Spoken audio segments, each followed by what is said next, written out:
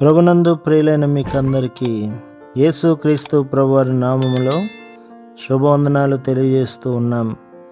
దేవుని సేవకులు బ్రదర్ భక్త సింగ్ గారి పరిచర్యలో నుండి అలసిన వానిని ఊరడించు మాటలు. జనవరి 19. చెడ్డదానిని అసహించుకొని మంచిదానిని హత్తుకొని ఉండుడి. రోమాపత్రిక 12వ అధ్యాయం 9వ వచనం. యెహోషాపాతు సమాధానంగా యోధాకు తిరిగి వచ్చినప్పుడు దినవృత్తాంతముల 2వ గ్రంథం 19వ అధ్యాయం 1 నుండి 8వ వచనం వరకు.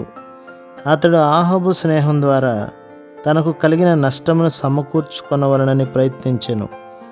ప్రభువు అతని ఎడల కృపగలవాడుగా ఉండి తన శత్రువుల నుండి అతనిని విడిపించుటకు అతనికి సహాయం చేయనారంభించెను. దినవృత్తాంతముల 2వ గ్రంథం 20వ అధ్యాయం 1, 3, 22, 25 వచనాలు. అతని మీదికి అమ్మోనీలు, మోయాబీలు, ఎదోమీలు ఒక్కటిగానే దండెత్తి వచ్చిరి. యెహోషాపాతు భయపడెను గనక యెహోవా యొద్ద విచారించుటకు తన మనస్సు నిలుపుకొని ఉపవాస దినం ఆచరించవలనని చాటించెను. దేవుడు అతని ప్రార్థనను ఆలకించెను మరియు ఒకరినొకరు బొత్తిగా హతమార్చునట్లు శత్రు సైన్యములో కలవరం పుట్టించెను గనక యుద్ధ భూమిలో సైన్యము శవములై నేల మీద పడి ఉండెను. యెహోషాపాతు మరియు తన ప్రజలు కేవలం కొల్ల సొమ్మును కూర్చుకొనుటకు వెళ్ళిరి. అది అతి విస్తారంగా ఉన్నందున దానిని కూర్చుకొనుటకు వారికి 3 దినములు పట్టెను. తరువాత యెహోషాపాతు మరలా తన స్వంత జ్ఞానంపై ఆధారపడుటకు మొదలుపెట్టెను. ఈసారి అతడు ఆహాబు కుమారుడైన అహజ్యాతో స్నేహం చేసెను. గతంలో యెహోషాపాతు చేదైన అనుభవాలన్నింటి ద్వారా వెళ్ళిన పిమ్మట అటువంటి తప్పు చేయట విషాదకరం కాదా? నేడు కూడా అతని వంటి వారు అనేకులు గలరు.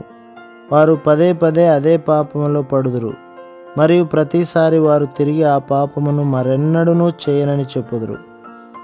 వారికి జీవితం అనున్నది పడిపోవుట, లేచుట మరియు ఒప్పుకొనుట, తిరిగి పడిపోవుట అను గొప్ప వలయంగా ఉండును. యెహోషాపాతు ఆహాబు యొక్క కుమారునితో ఒప్పందం చేసెను. రాజైన యెహోషాపాతు తన ఏలుబడి ఆరంభంలో ఉన్నత స్థలమును తీసివేసినను ఇప్పుడు అతడు ఆత్మీయంగా ఎంతో బలహీనుడైనందున వాటిని ఉండుటకు అనుమతించెను. ఇది అతని జీవితంలోనికి ఎంతో చీకటిని తెచ్చినది. మరియు అతడు ఆహాబు యొక్క కుమారుడైన అహజ్యాతో స్నేహం చేసి దూర ప్రాంతముల నుండి బంగారం తెచ్చుటకు ఓడలను పంపుటలో అతనితో పాలివాడయ్యెను. కావున రాజైన యెహోషాపాతు యెహోవా యందలి భయభక్తులతో తన పరిపాలనను ఆరంభించి జీవితాంతమున పూర్తిగా తప్పిపోయి తాను ఆరంభించిన మంచి పనిని కూడా చేయలేని వాడుగా అగుటను చూచుచున్నాము. దీనికంతటికీ కారణమేమనగా అతని జీవితంలోనికి ధనాశ వచ్చినది మరియు ఆహాబు వంటి భక్తిహీనులతోటి స్నేహం క్రమేణా అతనిని బలహీనపరచి అతనికి పతనమును తెచ్చెను. కావున మనం హెచ్చరిక చేసుకుందాము. ప్రభు మిమ్మును, మీ కుటుంబములను, మీ సంఘములను దీవించి ఆశీర్వదించునుగాక. ఆమేన్.